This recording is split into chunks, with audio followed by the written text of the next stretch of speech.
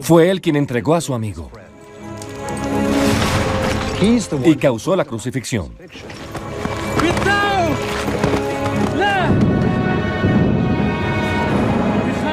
Es el maldito por siempre.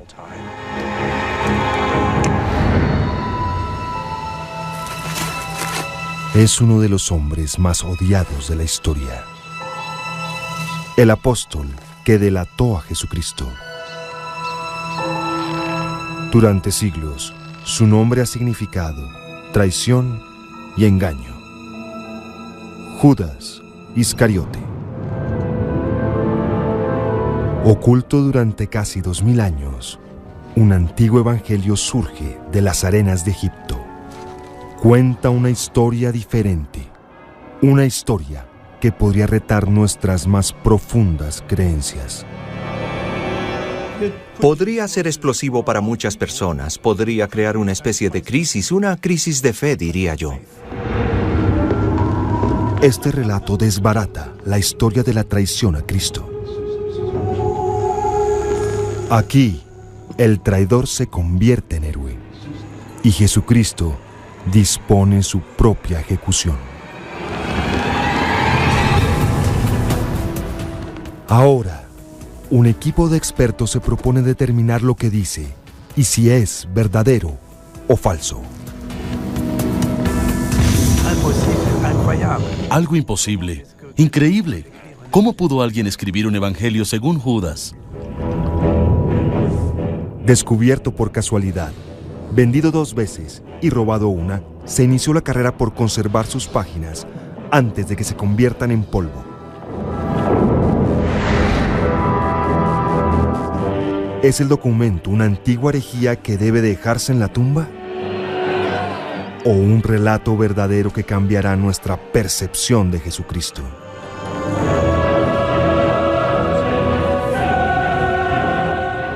Ahora lo leemos por primera vez. Es el Evangelio prohibido de Judas.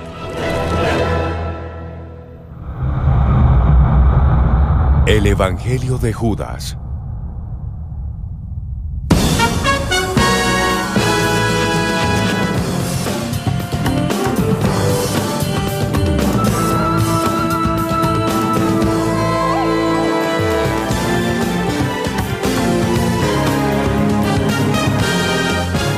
Especial National Geographic. El Evangelio prohibido de Judas. Existen muchas historias sobre el descubrimiento del Evangelio de Judas, pero la más probable es la siguiente. Egipto, 1978. Cerca a las riberas del río Nilo, un granjero que supuestamente buscaba un tesoro entra cautelosamente a una caverna. En tiempos antiguos, sus cámaras se habían usado para sepultar a los muertos.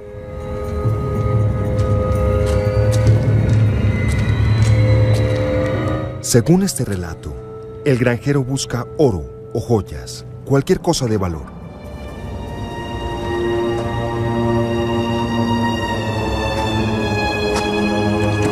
En su lugar, en medio de algunos restos, descubre una caja de piedra.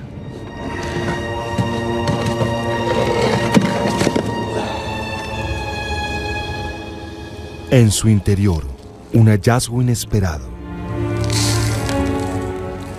Un misterioso libro encuadernado en cuero llamado Códice.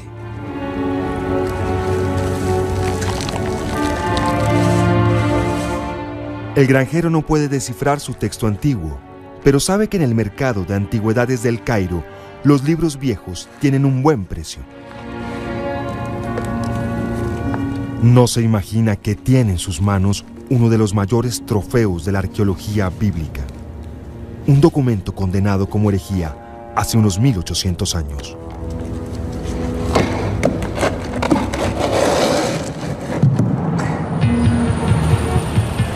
Nueva York, año 2000.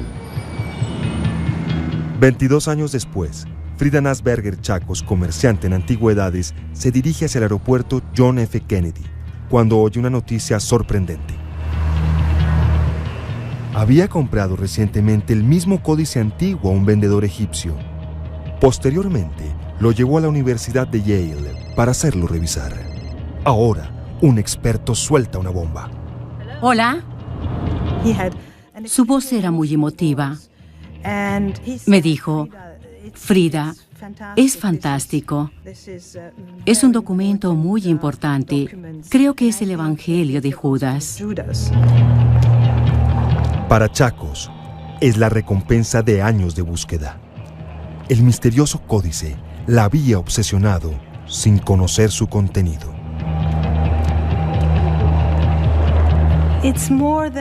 Ahora que lo pienso, es más que una misión.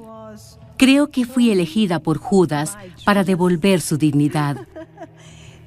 Creo que las circunstancias de la llegada del manuscrito a mis manos estaban predestinadas.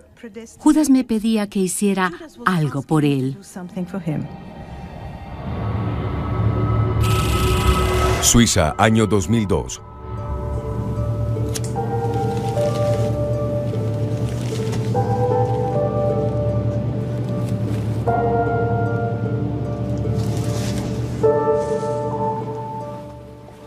La mundialmente reconocida restauradora de documentos, Florence Darble, abre por primera vez la caja que contiene el Evangelio de Judas. Tuve que mirarlo y abrir la caja. Pensé, vaya. Abrí y cerré la caja varias veces. Se necesitan nervios de acero para tocar ciertos objetos.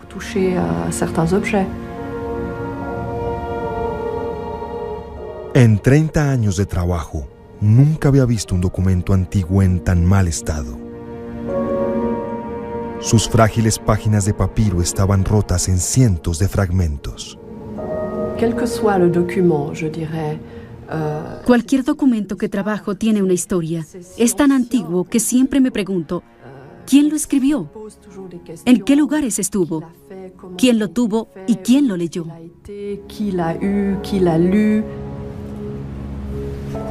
En busca de respuestas, Darbe trabajará con Rodolphe Kasser, uno de los traductores más prominentes del mundo, en una antigua lengua egipcia llamada cóptico, la lengua en la cual está escrito el documento. Dedicarán años a juntar los fragmentos que narran una historia que los primeros padres de la Iglesia denunciaron como herejía. Pero aún en este estado, una línea se destaca. Es el título: Evangelium Judas. El Evangelio de Judas. Algo imposible, increíble. ¿Cómo pudo alguien escribir un evangelio según Judas? ¿Realmente podía existir un Evangelio de Judas? La historia más grandiosa jamás contada pudo ser contada por los ojos de uno de los mayores villanos de la historia.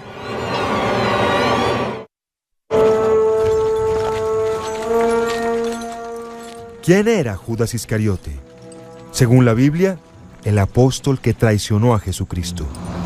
Sin él, quizá la crucifixión no hubiera sucedido. Pero para alguien de tan mala reputación, conocemos pocos hechos de su vida. Era uno de los 12 apóstoles. Quizá vino de Judea, no de Galilea, como Cristo y los demás. No obstante, así como los detalles de su vida son vagos, no existe duda sobre el lugar que ocupa en la historia. En el infierno de Dante, Judas está condenado a los abismos más profundos, en donde el mismo Lucifer lo devora, empezando por la cabeza. En cuanto al deshonor, es difícil deshacerse de él. Hoy en día las personas piensan en Judas principalmente como el delator de Jesús, un traidor a la causa. A menudo lo consideran un individuo ambicioso, avaro, más interesado en ganar dinero que en serle fiel a su maestro. La palabra misma es despreciada. Creo que en casi todo el mundo occidental ni siquiera a un perro se le pondría ese nombre. Y en Alemania, desde luego, es ilegal llamar a un niño Judas. Quizás Judas fuera el tesorero de los apóstoles y, según la afirmación de algunos expertos, el aliado de mayor confianza de Jesús, haciendo su traición aún más condenable. Fue él quien entregó a su amigo y causó la crucifixión.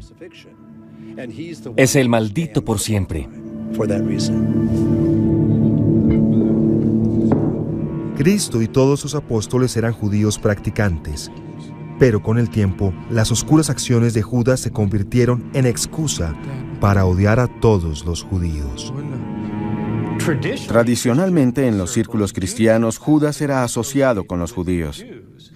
No solo por su nombre, sino también por sus características que se convirtieron en estereotipos para los judíos en la Edad Media. Traidores y avaros que de hecho traicionan a Jesús, que son asesinos de Cristo. Y ese retrato de Judas, desde luego, lleva a los horrendos actos de antisemitismo a través de los siglos. La mala fama de Judas se basa únicamente en 18 pasajes de los Evangelios.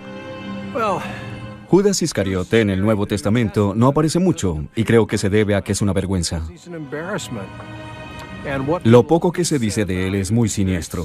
Lo describen en términos abominables, como un ladrón que roba la caja de dinero. De hecho, aún como a una persona influenciada por Satanás.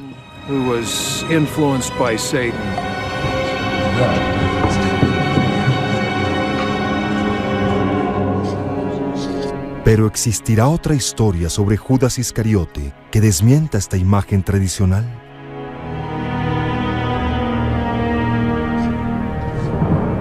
La historia registra que sí. Alrededor de 180 después de Cristo, el obispo Ireneo, uno de los líderes más influyentes de la iglesia de esa época, escribió un ataque mordaz contra un libro en circulación. Su título, El Evangelio de Judas.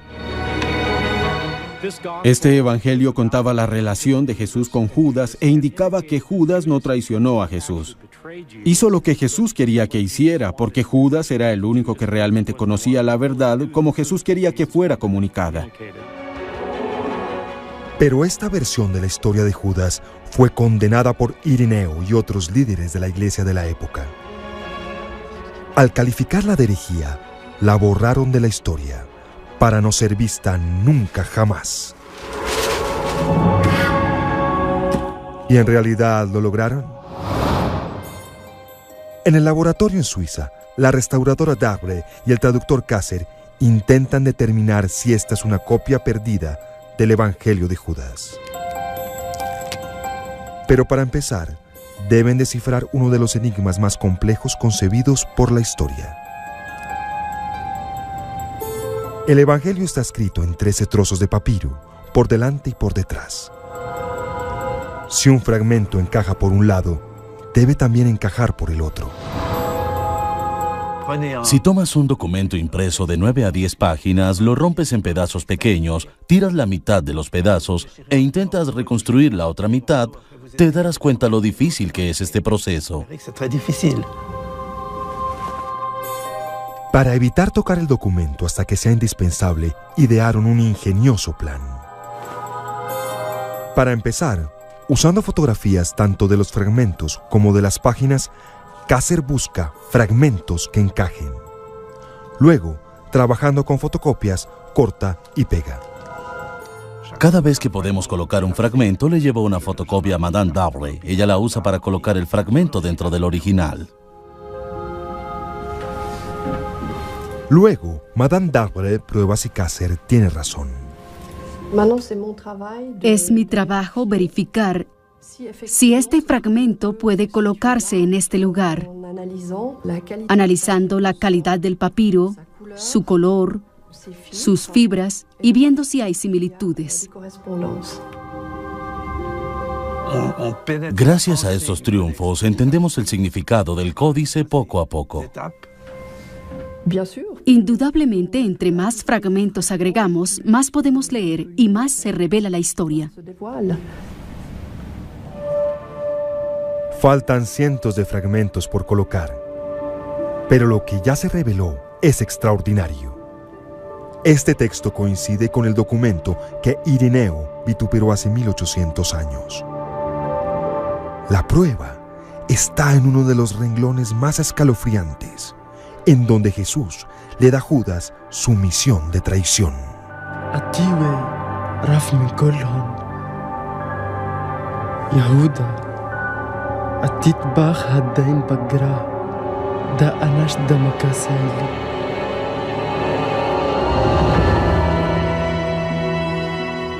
Una investigación preliminar del Evangelio de Judas revela 3 hechos. Primero, los eruditos confirman que la apariencia del papiro sobre el cual se escribió el Evangelio es idéntica a la de otros documentos antiguos. Segundo, el título, escrito en cóptico, dice Evangelio de Judas. Y tercero, lo que han visto hasta ahora coincide con el texto que el obispo Ireneo denunció en 180 después de Cristo. La ciencia debe ahora respaldar estas conclusiones iniciales. Para probar que es un texto antiguo auténtico, el dueño del Evangelio, la Fundación Mecenas de Basel, con el apoyo de la sociedad National Geographic, reúne un equipo ideal de detectives bíblicos para colaborar con el profesor Kasser. El doctor Stephen Emmel es un renombrado experto en papiro antiguo y paleografía o escritura antigua. El doctor Marvin Meyer, experto en la lengua cóptica, junto con Kasser, escribirá la traducción final. Y el doctor Timothy Yule, especialista en dataciones por radiocarbono. Cada uno de los expertos usará su especialidad para completar parte del rompecabezas y contestar la pregunta: ¿es auténtico? Falsificaciones de alto perfil han empañado muchas carreras. Por ejemplo, los notorios diarios de Hitler o el osario de San Jaime, una caja mortuoria que en su tiempo se dijo que pertenecía al hermano de Jesús, pero ahora se cree que es una imitación. Varias reputaciones están en juego. La caligrafía. El experto en papiro, Stephen Emmel, es el primero en opinar. Pasó horas examinando el documento y cree que no hay posibilidad de que sea una adulteración moderna. En mi carrera he analizado cientos de papiros cópticos, y este es absolutamente típico de los antiguos manuscritos cópticos. Estoy convencido. El número de personas que podría crear un texto de esta naturaleza es muy limitado. ¿Cuántos diría usted? ¿Quizá 25? No tantos. No tantos.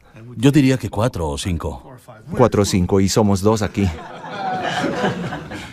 Ahora, quien hubiese creado algo así tendría que saber cóptico mejor que nosotros, ¿verdad? Y no hay nadie con ese conocimiento. Lo siento. Pero el documento sigue siendo un total misterio. Ni siquiera saben cómo llegó a Egipto, en donde supuestamente se encontró, ni cuándo se escribió. Para averiguarlo, el experto en cóptico, el doctor Marvin Meyer, parte rumbo a Egipto. Egipto, año 2005. Si podemos averiguar algo en relación con la fecha y las circunstancias de la composición o la traducción del texto, eso nos ayudará a determinar si este es un texto auténtico del mundo antiguo. Meyer cree que el Evangelio fue escrito originalmente en griego, en el Medio Oriente, y traído luego a una comunidad cristiana en Egipto. Una vez aquí, cree que lo tradujeron al cóptico, una lengua que desciende directamente del egipcio antiguo de los faraones. En la época en la cual el Evangelio de Judas se tradujo en Egipto, esta región era un lugar maravilloso y agreste, un mercado de ideas con diferentes clases de personas y de planteamientos. Nacientes cristianos ortodoxos, gnósticos, monjes y toda clase de individuos vivían aquí juntos, compartiendo ideas, coincidiendo, discrepando y produciendo sus propios libros. Uno de los libros fue el códice que contenía el Evangelio de Judas. Encontrar la cueva en donde se descubrió ayudaría a confirmar su autenticidad.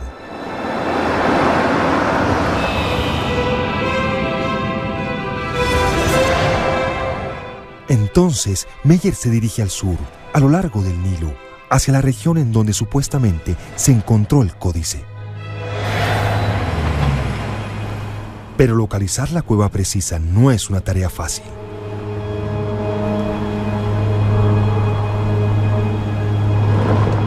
Ayudaría si Meyer pudiera hablar con el hombre que compró el códice al granjero que lo encontró. Los investigadores intentaron encontrarlo, pero ese hombre no quería que lo encontraran.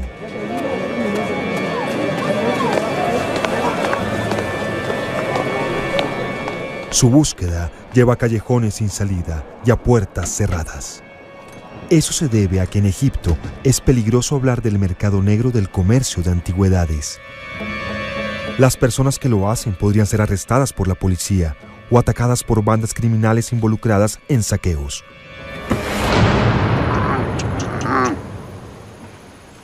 Sin el testigo ocular, Meyer debe atenerse a la historia más probable del hallazgo del códice. Según ese relato, se encontró en un lugar cerca de una población llamada Carrara. Pero la región es inmensa. Para limitar la búsqueda, se reúne con arqueólogos del Ministerio de Antigüedades de Egipto. Los oficiales guían a Meyer en el desierto, hacia un grupo de cuevas que solamente han oído mencionar. Después de 2 horas al sol, llegan a una inmensa planicie llena de cuevas.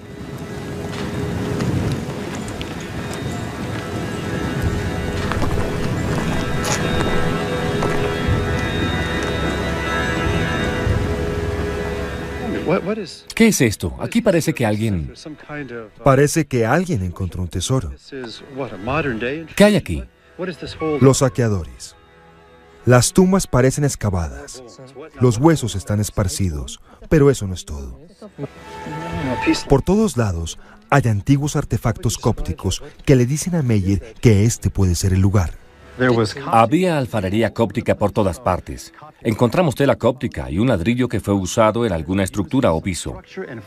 Todo sugería que este había sido un lugar de alguna importancia, probablemente durante los tiempos cópticos. Qué interesante, es de la época... Los fragmentos de alfarería encontrados aquí datan de un extenso periodo, que puede ir desde el siglo III hasta el siglo X. Los expertos creen que el códice que contiene el Evangelio fue escrito en el siglo III o IV. ¿Es esta la cueva en la cual encontró el granjero el códice? Sin el informe de un testigo ocular, no podemos estar seguros del lugar exacto en el cual se encontró el Evangelio de Judas. La historia dice que se encontró en una cueva en esta zona, y que se encontró en una cueva con características cópticas como esta. No se sabe si fue esta exactamente o una parecida, pero el Evangelio de Judas debió encontrarse en una cueva muy similar. Pero Meyer necesita más pruebas para saber si el Evangelio es auténtico. Una pista adicional lo lleva al Museo Cóptico del Cairo. Cuando leyó fragmentos del Evangelio de Judas, le recordaron otro importante descubrimiento en la arqueología bíblica. Textos actualmente conocidos como la Biblioteca de Nag Hammadi. En 1945, en el sur de Egipto, un pastor encontró de casualidad esta colección de más de 30 documentos antiguos. Hace unas 3 décadas, Meyer trabajó en su traducción. Él cree que el Evangelio de Judas tiene una semejanza extraña con los textos de Nag Hammadi. Y en las palabras de estos documentos encuentra la prueba que estaba buscando. Hay asombrosas semejanzas entre el Evangelio de Judas y una serie de textos en la biblioteca de Nag Hammadi. Esas similitudes se extienden a algunos de los nombres que se usan en estos textos, a la visión mundial básica que encierran los mismos. Meyer cree que el mismo movimiento religioso escribió el Evangelio de Judas y los textos de Nag Hammadi. Todo parece coincidir.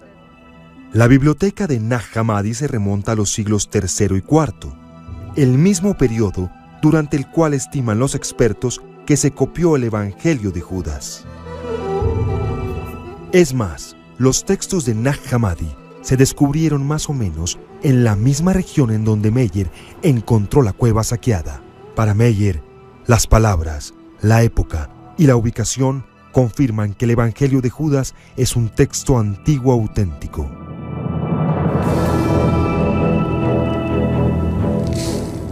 En cuanto al códice que contiene el Evangelio, el día que salió de su tumba fue solo el inicio de un extraño viaje de intrigas y misterios.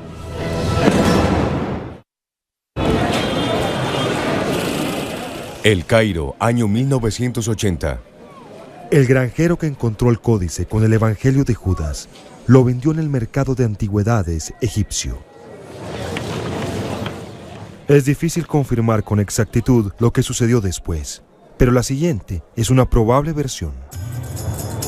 El nuevo dueño del documento, un comerciante egipcio, muestra su colección de objetos de arte antiguos a una compradora potencial.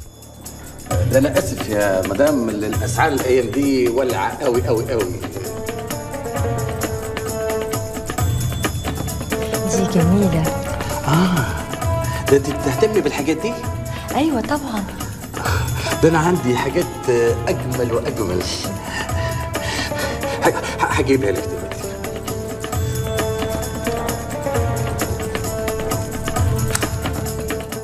La compradora parece quererlo todo. La colección completa del egipcio vale millones. إيه ده؟ لا ده مفيش حاجة، باخد شوية صور. خليك كده، حلو قوي كده. كده؟ جميل. التانية كمان؟ ده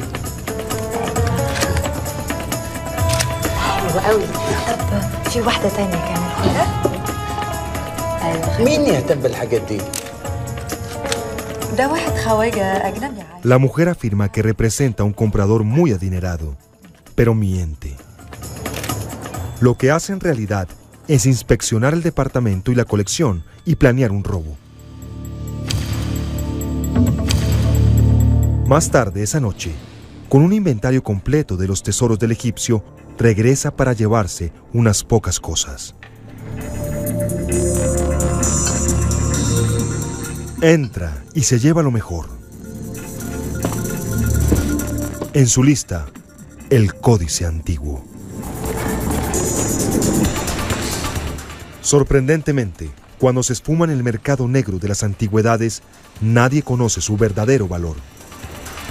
Nadie sabe que adentro hay un evangelio perdido y una versión de la traición a Cristo que nadie oye desde hace cerca de 1800 años.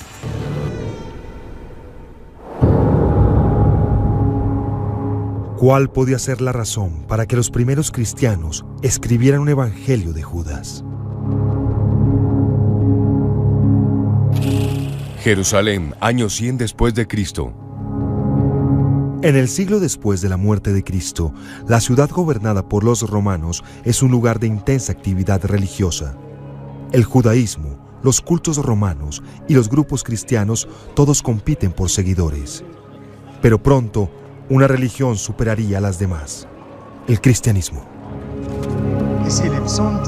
Este primer periodo de la cristiandad no es lo que la mayoría de la gente cree. No había Biblia cristiana. En su lugar, diferentes versiones de la historia de Cristo pasaban de un cristiano a otro. Finalmente, las historias fueron escritas en los evangelios, pero no antes de 30 o 60 años después de la muerte de Cristo.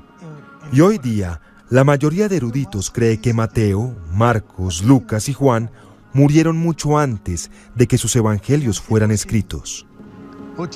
Uno de los fenómenos interesantes del comienzo del cristianismo es que los 4 evangelios que llegaron al Nuevo Testamento, Mateo, Marcos, Lucas y Juan, son todos anónimos.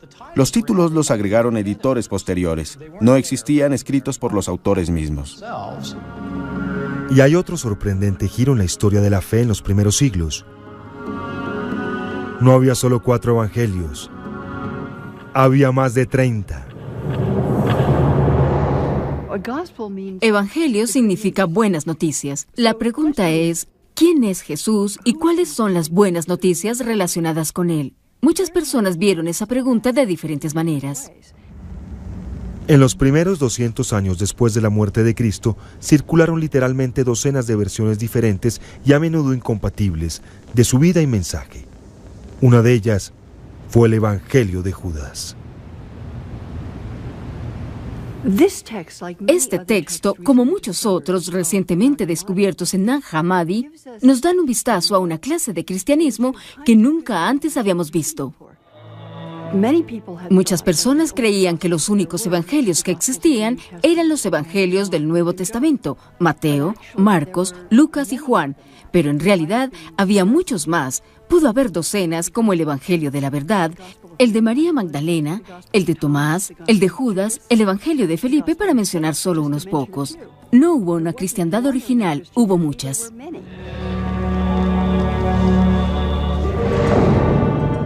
Una fe o muchas. El cristianismo creció rápidamente. Desde Jerusalén hasta Asia Menor y Egipto, Roma y el norte de África. No había iglesias. Los seguidores se reunían en casas privadas, en donde algunos oyeron evangelios con nombres de personas que sorprenderían a la mayoría de los practicantes de hoy. Algunos usaron a Felipe, algunos a Tomás, otros el Evangelio de María, otros a Mateo, a Marcos, a Lucas o a Juan. A algunos de los primeros cristianos se les llama ahora gnósticos, las personas que saben. Los gnósticos eran místicos, personas que sentían que podían tener alguna clase de acceso directo a Dios. La palabra gnóstico viene de la palabra griega gnosis, que significa conocimiento, pero esta clase de conocimiento no es el corriente, no es lo aprendido en los libros.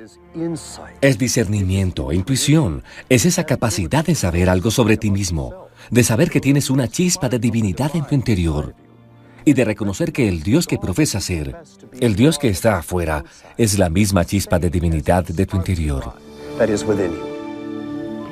Muchos eran cristianos. Los gnósticos son las personas que escribieron la mayoría de los textos conocidos como la biblioteca de Nag Hammadi. Sus historias sobre Cristo son mucho más abstractas y filosóficas que las del Nuevo Testamento. Uno de los favoritos era el Evangelio de Tomás.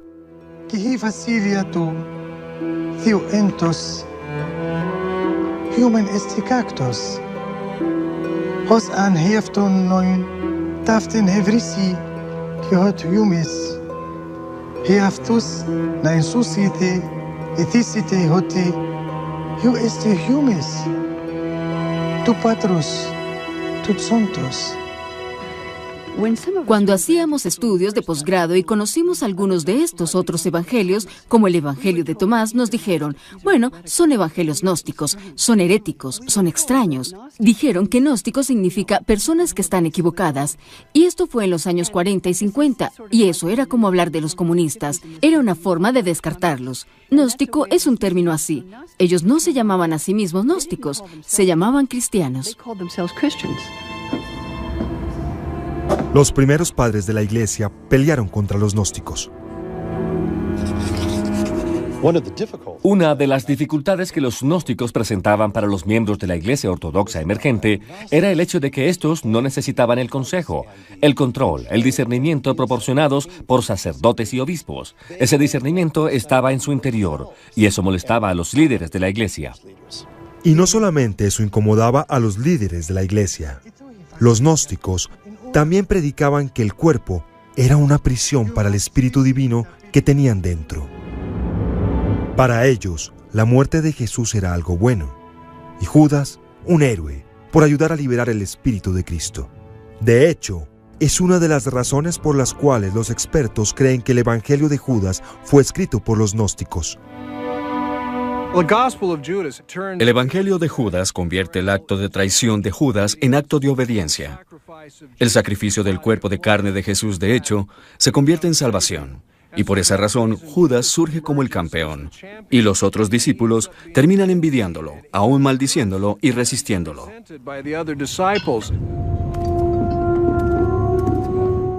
Pero ideas como esta eran demasiado ofensivas para los primeros líderes de la Iglesia. Rechazaron el Evangelio de Judas junto con unos 30 textos gnósticos y los excluyeron del Nuevo Testamento. ¿Cómo decidieron los líderes de la iglesia cuáles textos incluir y cuáles textos descartar? De alguna manera, el Evangelio de Judas terminó dentro de los descartados. El proceso demoró cientos de años, pero tuvo un inicio crítico en el año 180 después de Cristo y nació en sangre.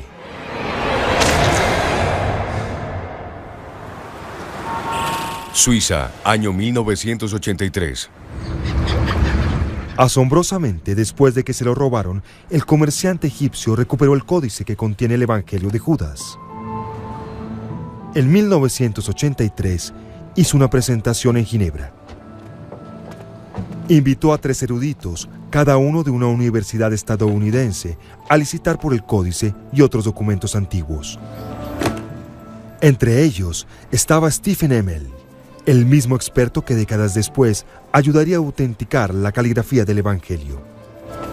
En mayo de 1983 me preguntaron si podía viajar a Ginebra para examinar un manuscrito cóptico que una universidad norteamericana quería adquirir. La colección de papiros que se ofrecía en venta estaba formada por 3 manuscritos diferentes, 2 en griego y 1 en cóptico. No creo que el vendedor egipcio tuviera idea de lo que tenía, excepto que eran libros de papiro antiguos, algo que se ve en los museos y por lo tanto algo valioso.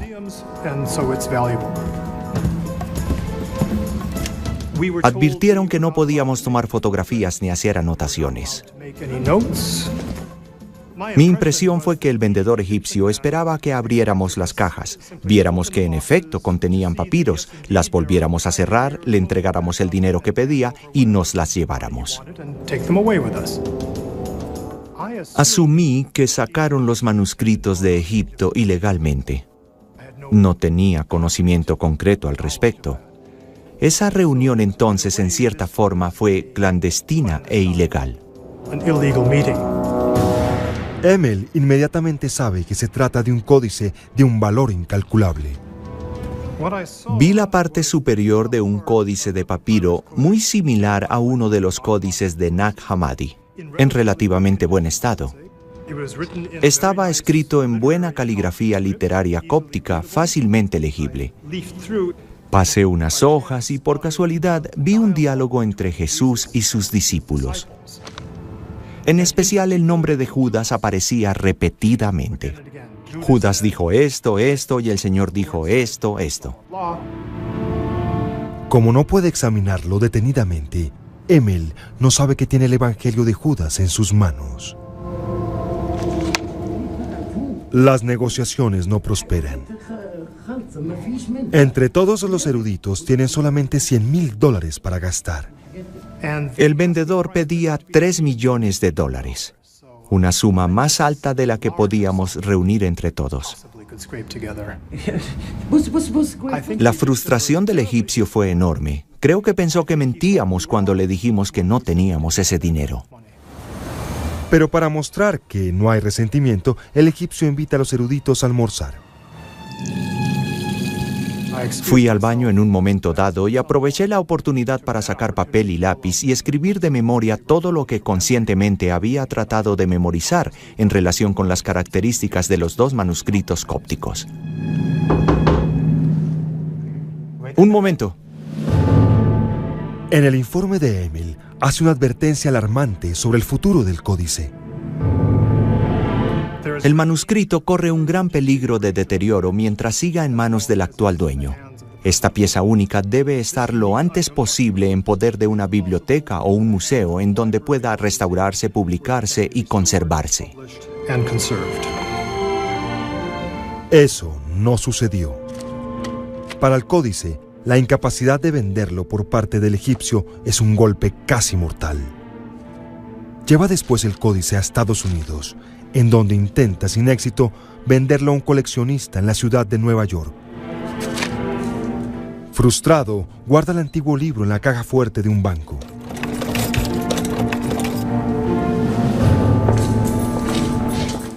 Increíblemente, el códice permanecerá durante casi 16 años en una cajilla de seguridad en Hicksville, Nueva York, secándose, desmoronándose, convirtiéndose en polvo.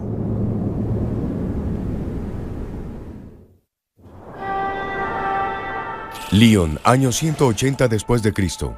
Pronto, un obispo influyente llamado Ireneo ayudará a aclarar el mensaje cristiano al rechazar casi todos los evangelios.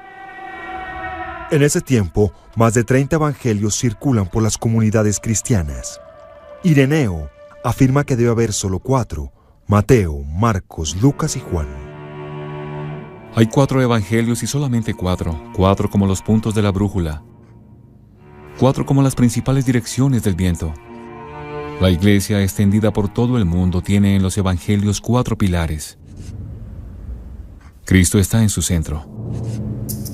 Su argumento no tiene sentido hoy para la mayoría de personas. Ireneo afirmaba que así como la tierra tenía 4 puntos y el cielo 4 vientos, los evangelios debían ser 4: Mateo, Marcos, Lucas y Juan. Ireneo tiene preocupaciones mayores que los 4 vientos. El cristianismo es una religión ilegal y los fieles pagan con sus vidas. Los romanos asesinan cristianos por negarse a sacrificar animales a los dioses romanos. Ireneo lucha por sobrevivir contra los romanos, que persiguen la iglesia cristiana despiadadamente. Hay casos de arrestos y torturas a los cristianos y casos de verdaderas masacres.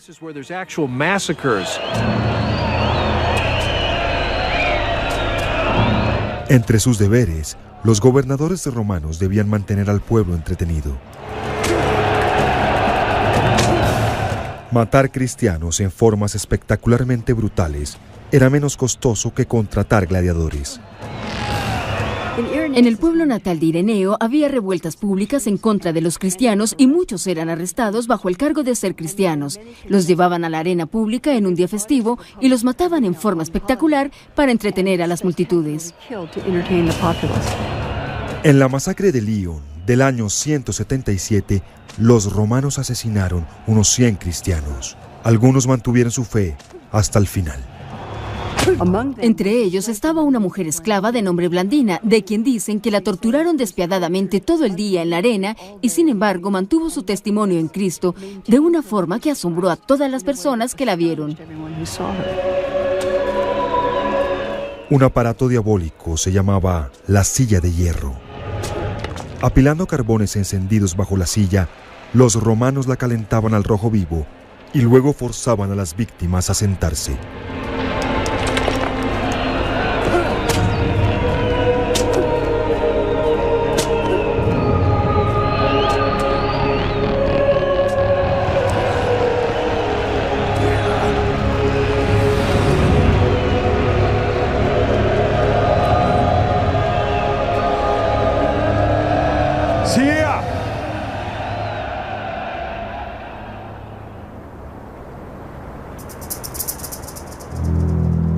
Arami Valentina hiera piisis. Eristiani de mi. Touk. Hace bunto. Iar. Ari aputhenem ethelis. Paratiton peda. Prosdia filis. O the pace. Aidzosi.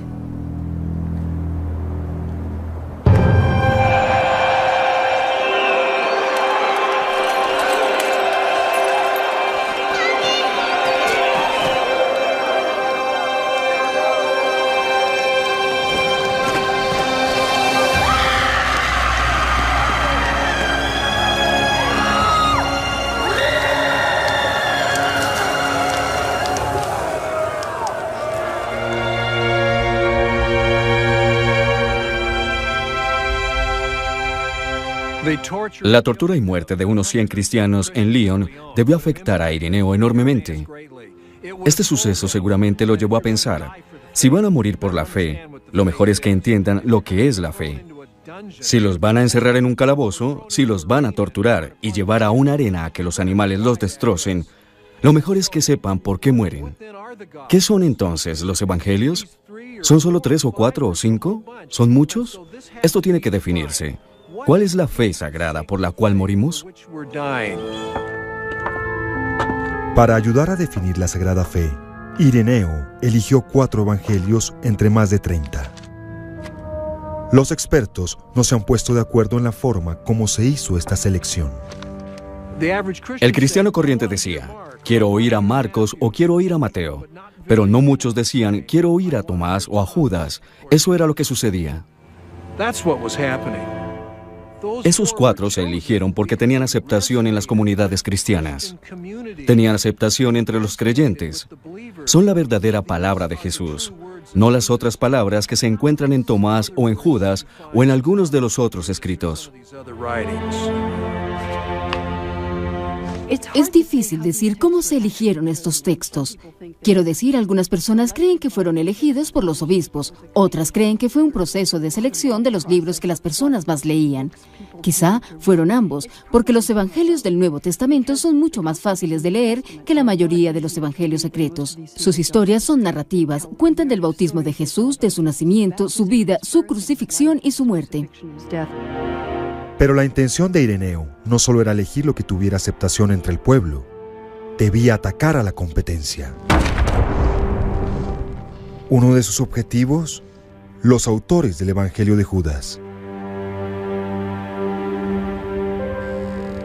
Ellos declaran que Judas, el traidor, solo, sabiendo la verdad que los otros no sabían, realizó el misterio de la traición. Producen una historia ficticia de este tipo que llaman el Evangelio de Judas. Parece que lo más molesto para Ireneo del Evangelio de Judas fue que se hubiera escrito a nombre del infame delator de Jesús. ¿Cómo era posible que Evangelio y Judas estuvieran juntos en un título? El Evangelio de Judas. No le cabía en la mente. Era un desatino. No es accidente que alguien como Ireneo hubiera rechazado el Evangelio de Judas declarándolo un evangelio herético. Judas en este evangelio es un hombre bueno, el que realmente entendió a Jesús, el único discípulo que entendió a Jesús.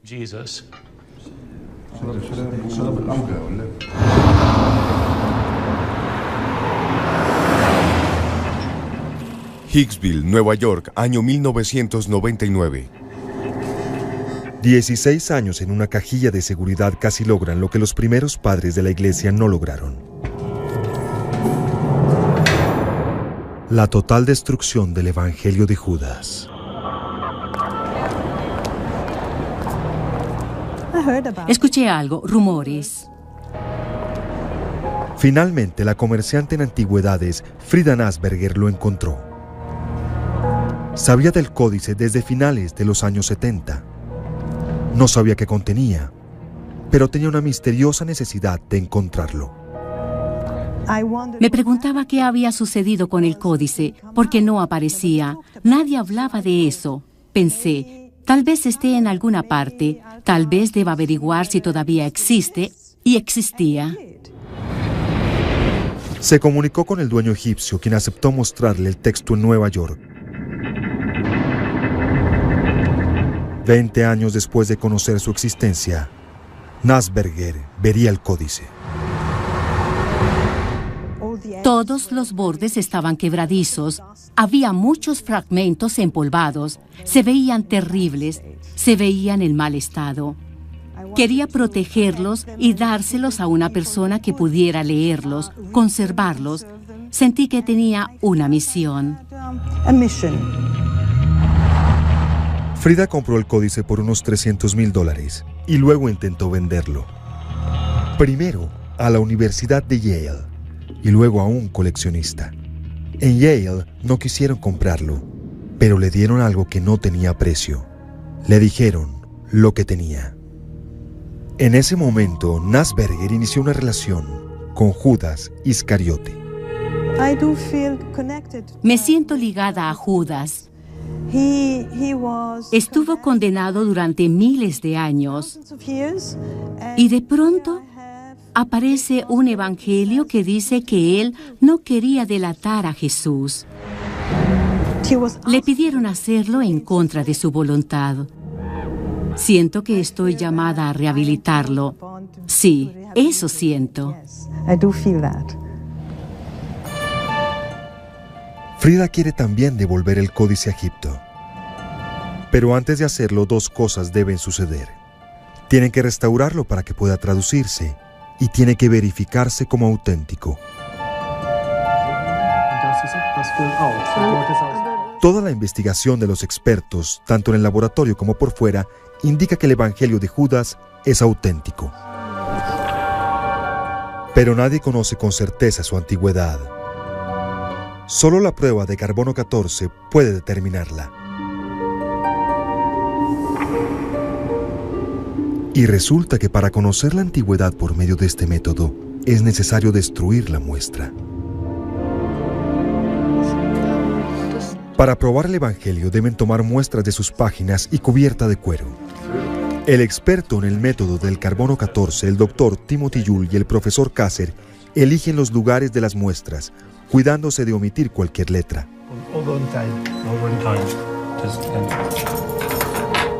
Y ahora Madame Darbe hace lo que para ella es inconcebible: quitarle un pedazo a un documento que tan esmeradamente restauró. Cuando tuve que cortar un fragmento de papiro, debo decir que no me sentí muy complacida, porque dediqué mucho tiempo en tratar de armar todos los pedazos.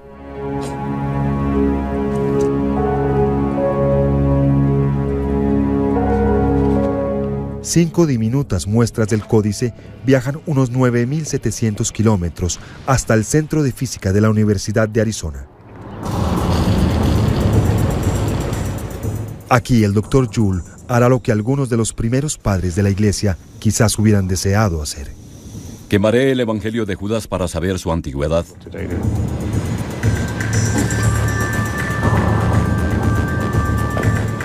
Una vez limpios, los diminutos pedazos del Evangelio de Judas se queman.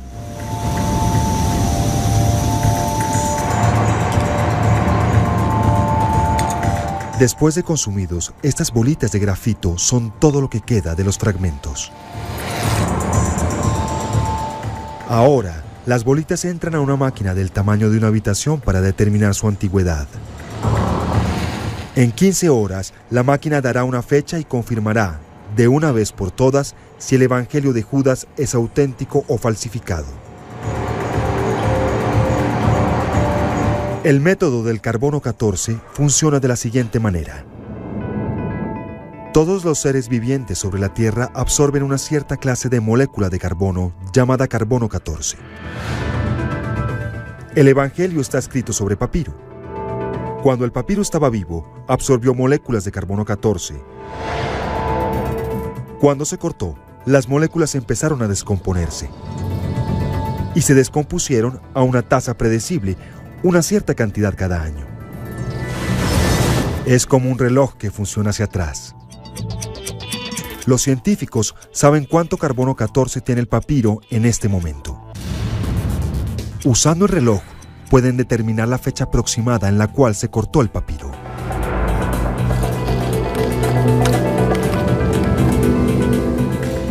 Los resultados están listos. La verdad está en las cifras. La prueba del carbono 14 del papiro del Evangelio de Judas confirma que perteneció al periodo entre los siglos III y IV después de Cristo, y esto sustenta la autenticidad del Evangelio de Judas. El método del carbono 14 prueba por primera vez que el documento se remonta al año 280 después de Cristo, con un margen de 50 años. Eso significa que el Evangelio de Judas es un texto auténtico del mundo antiguo. No es una falsificación.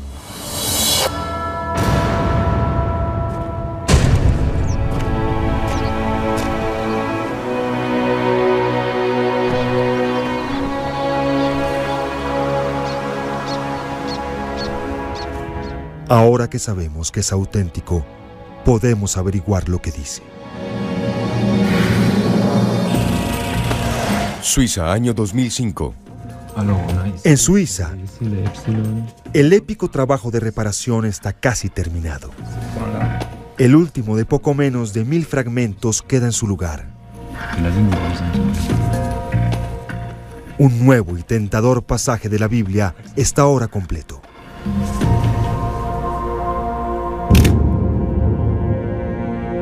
Presenta una relación única entre Jesús y Judas. Según esta narración, Judas conoce los secretos más grandes de todos, los secretos del cielo. هلايخ من أخرانين وأودخ رزاي مال كوثة مال كوربا أوفلا صوف دا أين ملخ لخماث والداي خاش فاث لافلا إذ بونناف.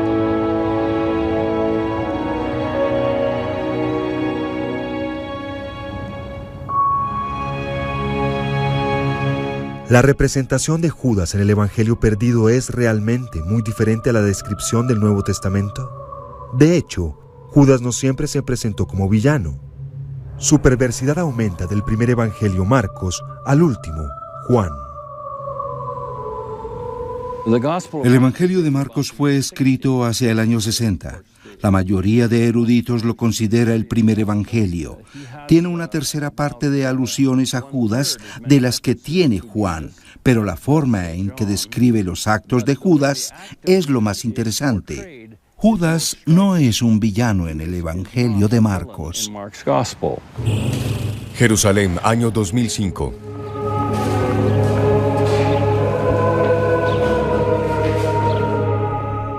Esta se llama la habitación superior, por una referencia en el Evangelio de Marcos. Según la tradición, aquí celebraron Jesús y los apóstoles la última cena. El Dr. William Classen ha dedicado gran parte de su vida profesional a tratar de entender la descripción de Judas en los Evangelios. En el relato de Marcos de lo que sucedió en esta habitación, la atención no se encuentra en Judas. La intimidad de esa escena no puede exagerarse. Es un encuentro muy íntimo entre Jesús y sus discípulos, y el hecho de que Jesús mencionara la proximidad de su muerte debió ser muy doloroso para ellos. من كشت أمرنا لكم دي خد منكم دي أكل يمين يشل مني مرهنة مرهنة أنا هو خد من تري أزرع خدت صبا اللي خميمي بالجناه. En la última cena de Marcos, Judas no se señala como el traidor. Pero al pasar a Mateo, el siguiente evangelio, su culpa no se pone en duda. Parece que el Evangelio de Mateo se escribió unos 10 o 12 años después del de Marcos. Mateo le atribuye algo de culpa a Judas. La traición ocurre en el jardín de Getsemaní, junto a las murallas de Jerusalén. Con el beso más famoso de la historia, Judas identifica a Jesús para los soldados que lo esperan.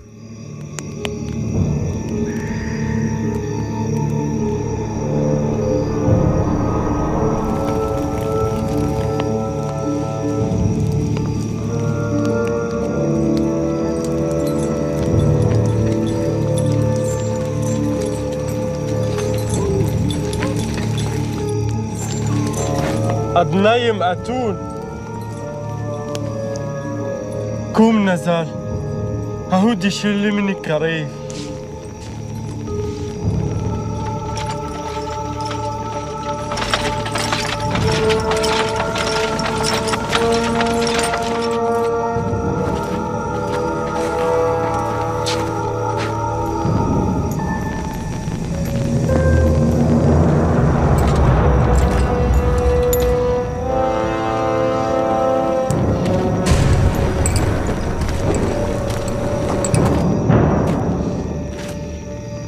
יהודה, מה אבנף?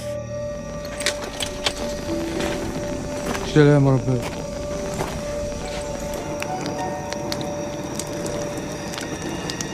חפרה, מה די עבד את עבד? שולבת עבדון!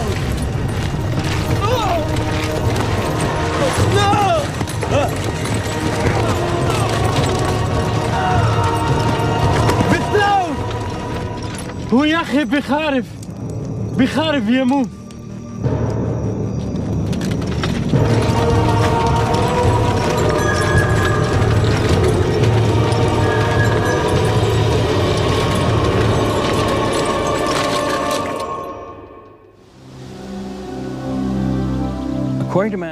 Según el Evangelio de Mateo, cuando Judas supo que Jesús había pasado de Caifás a Pilato, quedó abatido. Judas salió de ese lugar y, sabiendo que Jesús con seguridad moriría en manos de Pilato, se suicidó.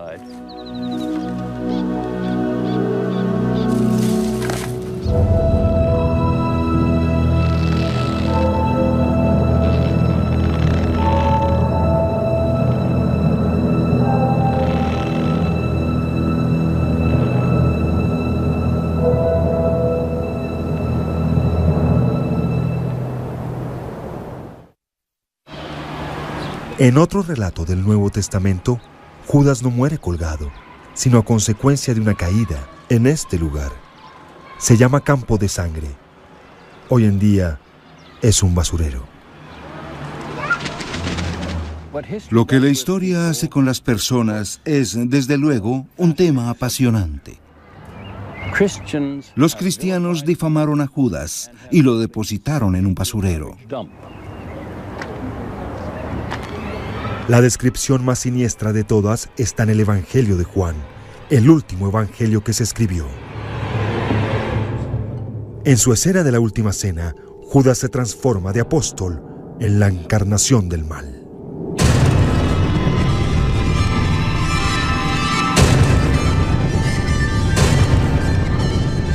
ها من كشتة أمرنا لكم دي خد منكم يشيل مني ماري مانو هو خدا دي يهفنا ليه هدن لخمه من بطا تبعتي بالجناح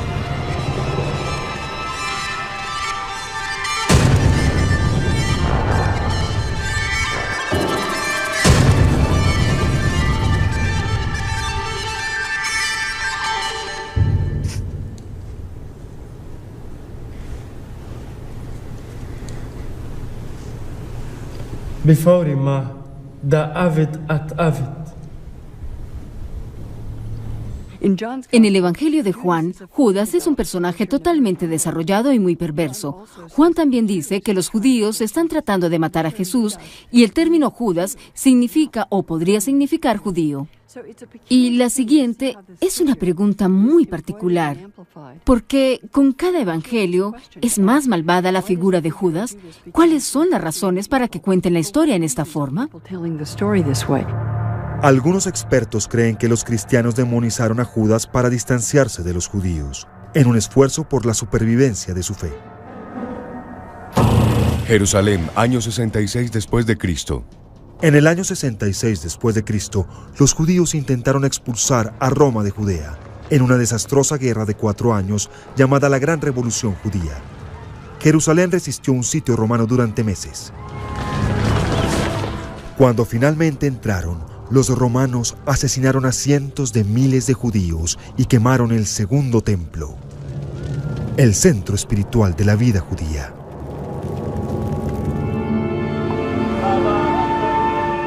Hoy en día, prácticamente todo lo que queda es la pared occidental, en donde los judíos todavía lamentan la destrucción del templo. La destrucción del templo en el año 70 exacerbó los problemas entre los cristianos judíos y los judíos que no creían en Jesús como el Mesías. Los judíos tenían que decidir de qué se componía su religión realmente, qué significaba ser judíos ahora que ya no tenían templo ni los sacrificios del templo. Una cosa que indudablemente significaba era una discrepancia con esa gente que decía que Jesús era el Mesías. La desaveniencia entre cristianos y judíos tenía otra causa. Los cristianos invitaban a los gentiles o no judíos a participar de la fe. El movimiento intenta atraer no judíos y más gentiles. También intenta disociar a Jesús de la desastrosa guerra judía contra Roma y afirma que no solamente Jesús era inocente del cargo por el cual lo crucificaron, traición contra Roma, sino que sus seguidores también son inocentes del cargo de sedición contra Roma por el cual los ejecutan todos los días.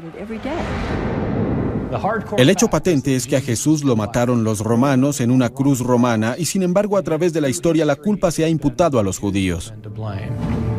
Sea cual fuere la motivación, la representación de la Biblia de un Judas malvado se convirtió en inspiración para el antisemitismo futuro. El hecho es que el antijudaísmo de los evangelios aumentó a medida que el movimiento se hizo más y más gentil, lo cual influyó en la historia del cristianismo y en el mundo entero, aún en los siglos XX y XXI.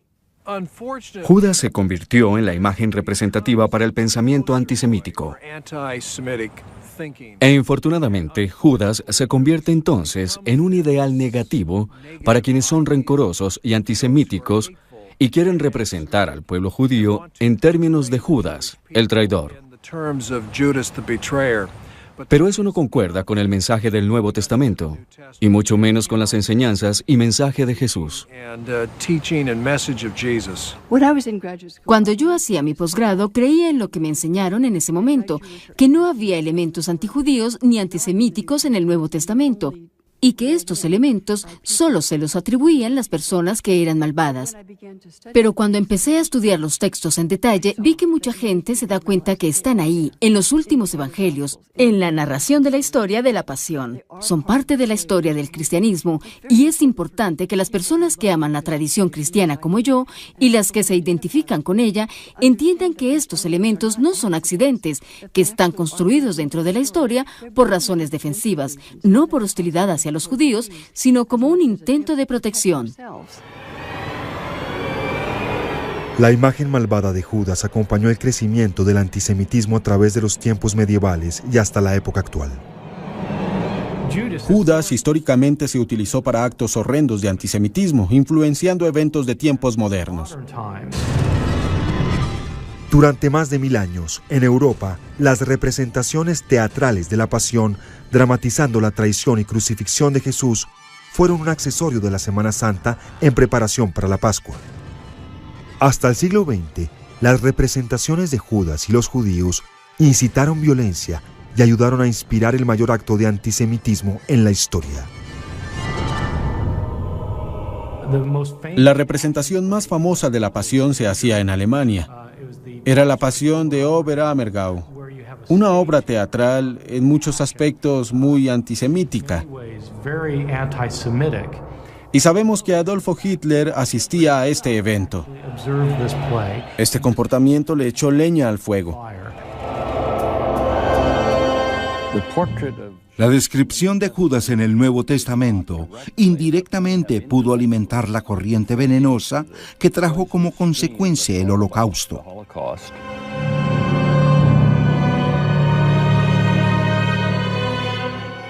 No es de sorprenderse que después del Holocausto, la teología alemana especialmente se haya esforzado por limpiar la imagen de Judas, incluyendo a un grupo de jesuitas en Alemania que dirige la campaña para su canonización. La idea de la santidad para Judas puede parecerle a muchos ultrajante. Pero del Evangelio de Judas surge una imagen beatífica. Una imagen que duró perdida 1700 años, pero que ahora, finalmente, puede revelarse. Suiza, año 2006. En Suiza, el rompecabezas de Judas está casi armado.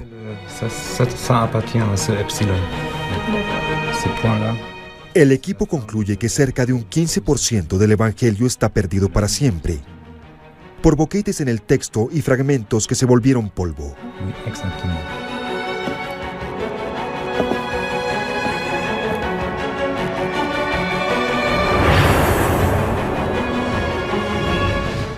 Pero el 85% está restaurado. Y ahora, por primera vez, casi en 2000 años, el Evangelio de Judas puede leerse. Munnalalak avunan el khayim umada udatalan bayat barak ushawa lak shuvach lalam. Una selección de escenas revela un evangelio que es tanto familiar como desconocido. Estos son pasajes del Evangelio. Esta es la historia secreta de la revelación de que Jesús habló con Judas 3 días antes de celebrar la Pascua judía. Cuando Jesús hizo su aparición sobre la tierra, hizo milagros y grandes maravillas para la salvación de la humanidad. Y como algunos siguieron el camino del bien, mientras otros siguieron el camino de la transgresión, llamó a 12 discípulos.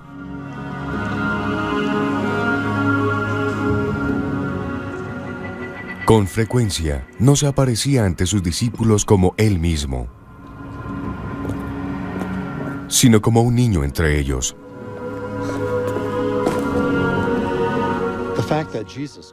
El hecho de que Jesús pudiera aparecer como un niño en ocasiones en el Evangelio de Judas tiene paralelos en otros evangelios.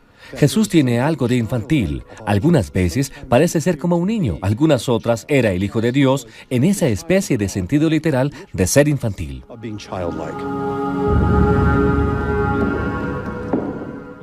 Es a menudo el caso en estos textos que, cuando dicen que Jesús se les aparecía como un niño, la frase no se debe tomar literalmente. Al comienzo de su enseñanza, les decía solo lo que eran capaces de comprender y ellos solamente entendían el nivel de principiantes de su enseñanza. Hay otros textos que hablan de Jesús apareciendo para que la gente lo reconociera. Para algunos, aparecía como un niño, para otros, como un hombre maduro, porque no podían entenderlo a un nivel más profundo. El Evangelio de Judas usa escenas conocidas para comunicar ideas desconocidas.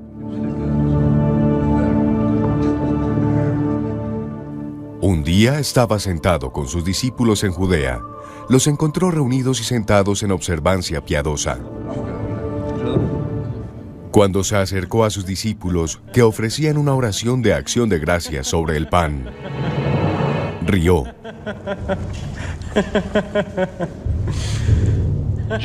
Jesús encuentra a un grupo de discípulos celebrando juntos lo que parece ser una cena sagrada, quizás una especie de Eucaristía. Ofrecen una oración de acción de gracias sobre el pan y Jesús ríe. En el Evangelio de Judas, Jesús ríe mucho.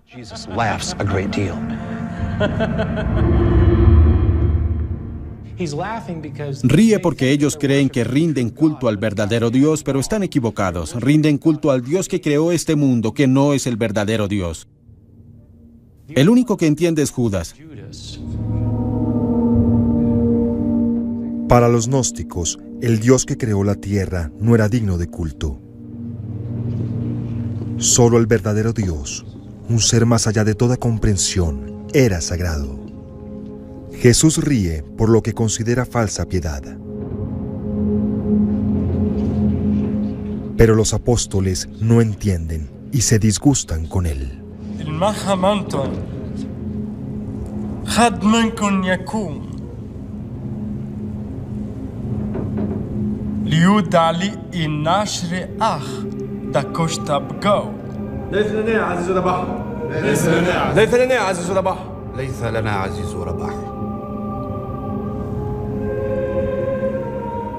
Sus espíritus no osaron pararse ante él, excepto Judas Iscariote.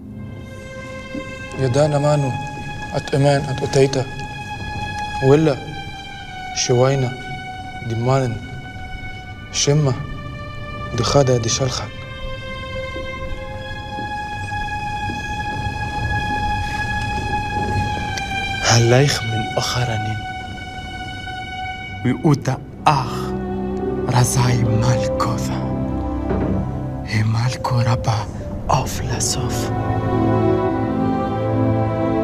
دا أين ملخ لخماث ويتاي خاش فاث لفلا إذ بوناناث ولا إذ كراث باشام.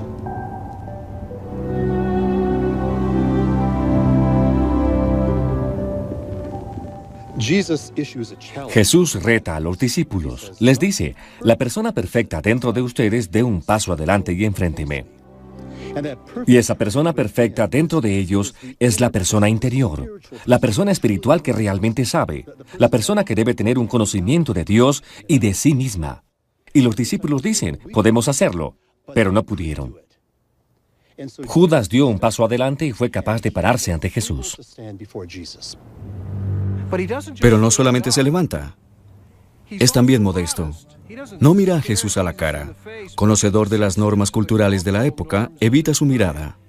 Tiene entonces lo que se necesita. Tiene, podría decirse, la firmeza espiritual para levantarse, pero también la buena educación y modestia para conocer su lugar cuando se para ante Jesús. Si Jesús hubiera sido como otros maestros judíos, seguramente les hubiera enseñado una cosa a las multitudes y otras cosas en secreto a sus discípulos. El Evangelio de Marcos dice eso. De ser así, hubiera enseñado como lo hacían los maestros en la antigüedad y que aún lo hacen.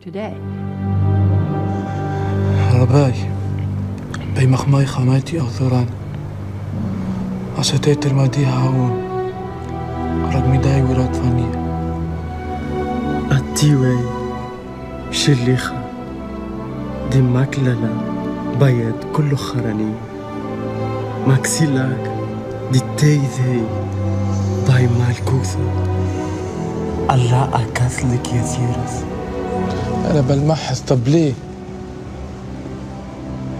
ناهيروس كوكاخفاك طاهر يسير من كل خراني التيوي رف من كلهم يهودا التيت باخ هدين بقرا دا أناش دا مكا سيلي يهودا كوكاف دمي دبار هو كوكافاك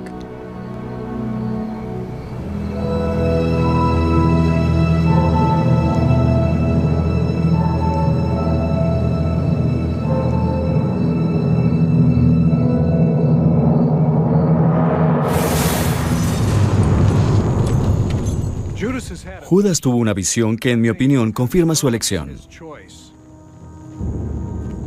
Pero no entiende la visión hasta que Jesús se la explica. Judas entiende ahora su misión y tiene la fortaleza y el vigor para llevarla a cabo. Es delatar a Jesús. Lo que hace no es malo. Es un acto de sacrificio, un acto de adoración. Es algo bueno, es algo piadoso. Jesús revela estas verdades a Judas y solamente a Judas. Una de estas verdades es que las personas en este mundo tienen una chispa divina atrapada dentro de ellas que tiene que liberarse. El mismo Jesús representa una chispa divina que tiene que liberarse.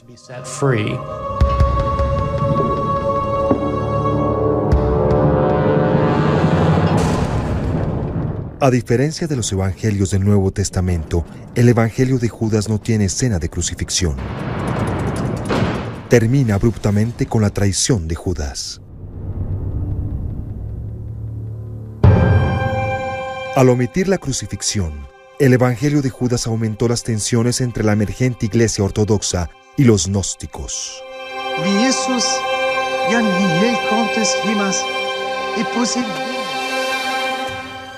En los primeros evangelios, la muerte y resurrección de Jesús son importantes para la salvación. Su cuerpo muere y luego Dios levanta su cuerpo de entre los muertos. Esta resurrección del cuerpo es muy importante. Jesús en los evangelios de Mateo, Lucas y Juan aparece ante sus seguidores para mostrar que sigue vivo, que su cuerpo aún está vivo. Esto es completamente contrario a lo que sucede en el evangelio de Judas, en donde su muerte no se menciona porque no tiene importancia. Tampoco se menciona su resurrección. Lo importante es que el cuerpo morirá y el espíritu seguirá viviendo. Para los gnósticos, Jesús tenía que morir para liberarse de la prisión de su cuerpo. Pero a los ojos de la Iglesia Ortodoxa, esa interpretación selló su destino como herejes.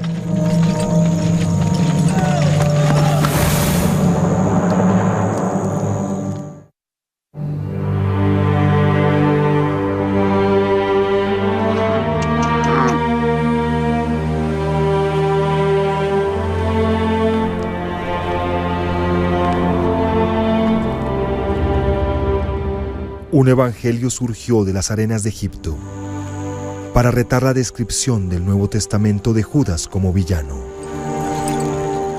Su periplo, desde su descubrimiento hasta su venta y su robo, finalmente llegó a un laboratorio en el cual se confirmó su antigüedad. Ahora sabemos que es un texto antiguo auténtico. ¿Pero qué significa para nosotros hoy en día? La mayoría de expertos no cree que un evangelio gnóstico tenga la autoridad del Nuevo Testamento. ¿Debe el evangelio de Judas dejarse a un lado? No necesito nada más de lo que me proporcionan Mateo, Marcos, Lucas y Juan. Quiero decir, ¿quién necesita más? ¿Qué más se puede agregar que sea mejor? No puedo imaginármelo. El Evangelio de Judas hace una importante contribución a nuestro conocimiento del gnosticismo del siglo II. Me alegra que esté disponible y no se haya perdido. Pero en mi opinión, el Evangelio de Judas no nos dice nada sobre el Judas histórico o el Jesús histórico, o los factores de principios del siglo I que llevaron a la muerte de Jesús. No creo que el Evangelio de Judas tenga la tradición histórica auténtica de Jesús y Judas.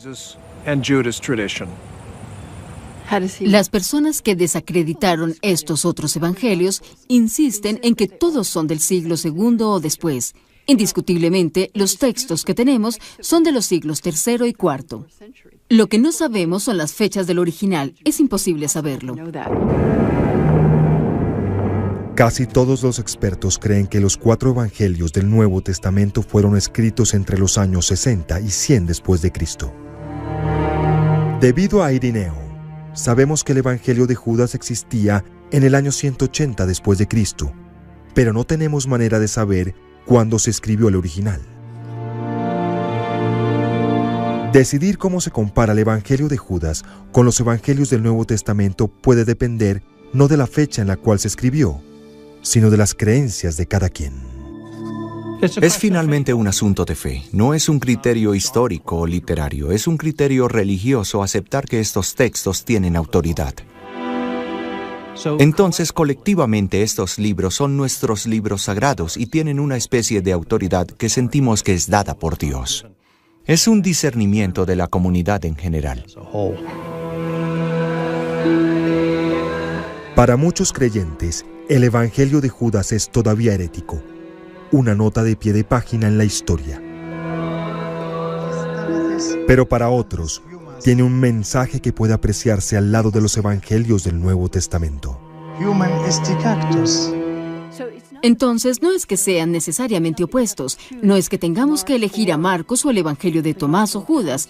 Los Evangelios de Nag Hammadi y el Evangelio de Judas son enigmáticos y de hecho quizá no fueron escritos para ser leídos en público, fueron hechos para enseñanza de nivel avanzado y por lo tanto no tienen la misma función de los Evangelios de Mateo, Marcos y Lucas. Curso avanzado o herejía, el Evangelio de Judas nos obliga a reconocer que originalmente no hubo una sola cristiandad, sino muchas. En gran parte debido a los descubrimientos de evangelios antiguos como el Evangelio de Judas y la biblioteca de Nag Hammadi, los eruditos aprendieron sobre otras formas de cristianismo que no sobrevivieron, que fueron apabulladas y marginadas y finalmente desaparecieron. El valor del Evangelio de Judas se debe primero al hecho de que es una fuente para nuestro entendimiento del gnosticismo. En segundo lugar, es una fuente muy importante para nuestro entendimiento de lo que hizo la iglesia de los primeros tiempos con la figura de Judas. Había algunas personas, como las ha habido a todo lo largo de la historia, que celebraban la existencia de Judas. Estemos de acuerdo o no, encontremos lo interesante o reprobable, es una perspectiva enormemente interesante sobre el tema, que un seguidor de Jesús en el primer movimiento cristiano obviamente creyó que era significativo.